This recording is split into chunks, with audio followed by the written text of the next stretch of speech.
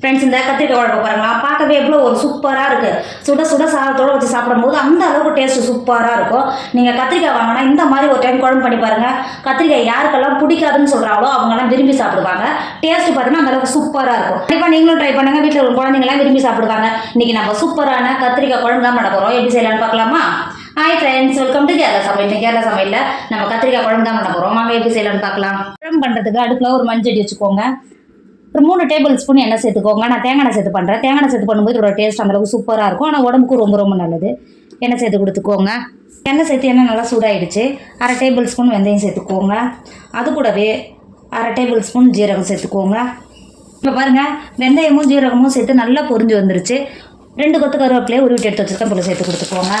கருவேப்பிலை சேர்த்து கருவேப்பிலையும் நல்லா பொரிஞ்சு வந்துருச்சு. 2 துண்டு இஞ்சியை ஒன்றும் பாதியமாக தட்டி வச்சுருக்கிறேன். இப்போ சேர்த்துக்கோங்க. அது கூடவே 10 பல்லு பூண்டை ஒன்றும் பாதியமாக தட்டி வச்சுருக்கேன். இப்போ சேர்த்து கொடுத்துக்கோங்க. சேர்த்துட்டு பூண்டு இஞ்சியும் ஒரு டைம் இந்த மாதிரி கிண்டி கொடுத்துக்கோங்க.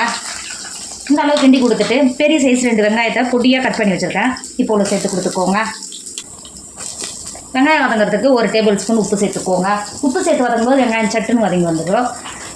உப்பு சேர்த்துட்டு ஒரு 10 நிமிஷத்துக்கு வெங்காயத்தை வதக்கிக்கோங்க. பாருங்கள், வெங்காயம் பூண்டு இஞ்சி எல்லாம் சேர்ந்து ஒரு 10 நிமிஷத்துக்கு நல்லா வதங்கி வந்திருக்கு. இப்போ இந்த ஸ்டேஜில் 2 டேபிள் ஸ்பூன் மிளகாத்தூள் சேர்த்துக்கோங்க.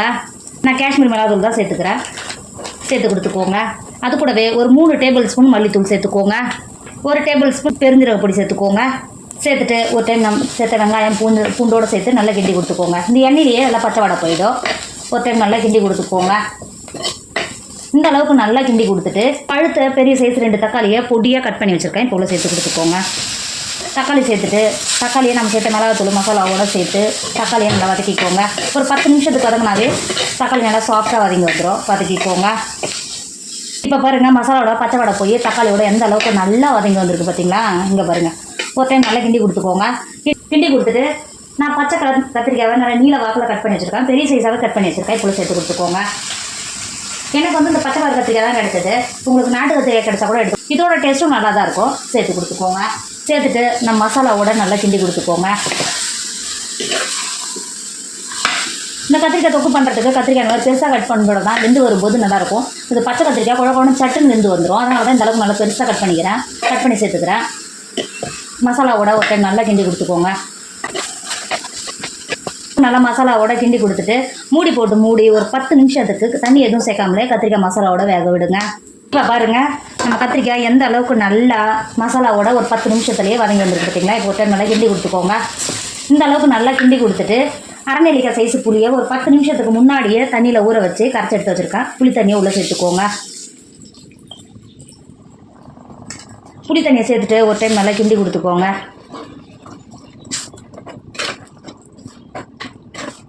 இந்த அளவுக்கு நல்லா கிண்டி கொடுத்துட்டு உங்களுக்கு குழம்புக்கு எந்த அளவுக்கு தண்ணி தேவையோ அந்த அளவுக்கு தண்ணி சேர்த்துக்கோங்க. நான் புளி கரைச்சினா அதே தண்ணியில் திரும்பவும் கரைச்சிட்டு உள்ளே சேர்த்துக்கிட்டேன். நம்ம இது வரைக்கும் 1 டேபிள் ஸ்பூன் உப்பு தான் சேர்த்துக்கிறோம். திரும்பவும் 1 டேபிள் ஸ்பூன் உப்பு சேர்த்துக்கோங்க.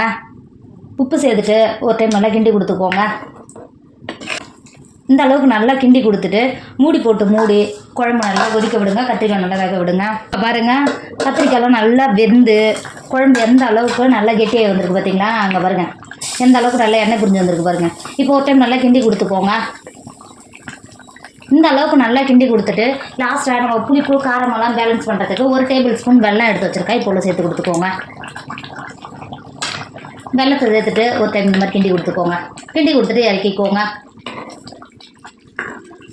இப்போ பாருங்கள், சூப்பரான டேஸ்ட்டில் கத்திரிக்காய் குழம்பு சூப்பராக ரெடி ஆகிடுச்சு. இதோட டேஸ்ட் பார்த்தீங்கன்னா அந்த அளவுக்கு நல்லா சூப்பராக இருக்கும். நம்ம புளியெல்லாம் சேர்த்து பண்ணதுனால 2 நாள் ஆனாலும் கெட்டு போகாது. டேஸ்ட்டும் அந்தளவுக்கு நல்லா சூப்பராக இருக்கும். கண்டிப்பாக கத்திரிக்காய் வாங்கினா இந்த மாதிரி ஒரு டைம் கத்திரிக்காய் குழம்பு பண்ணி பாருங்கள். வீட்டில் இருக்கிற குழந்தைங்கலேருந்து பெரியவங்க வரைக்கும் விரும்பி சாப்பிடுவாங்க. கத்திரிக்காய் யாருக்கெல்லாம் பிடிக்காதுன்னு சொல்கிறாங்களோ அவங்களாம் விரும்பி சாப்பிடுவாங்க. டேஸ்ட்டும் அந்தளவுக்கு நல்லா சூப்பராக இருக்கும். கண்டிப்பாக நீங்களும் ட்ரை பண்ணுங்கள். என்னோட வீடியோ உங்களுக்கு பிடிச்சிருந்தா உங்கள் ஃப்ரெண்டு உங்கள் ஃபேமிலிக்கு ஷேர் பண்ணுங்கள். மறக்காமல் கேரளா சமையல் சப்ஸ்கிரைப் பண்ணிக்கோங்க. தேங்க்யூ.